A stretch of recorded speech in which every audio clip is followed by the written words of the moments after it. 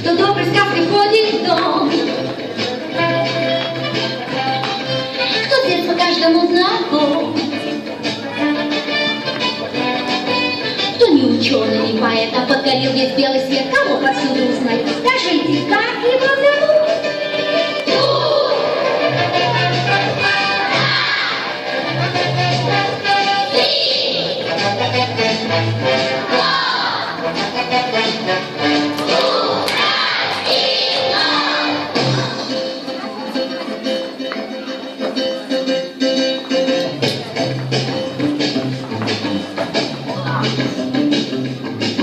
Наговори его толпа. Ну а колпачем будет враг.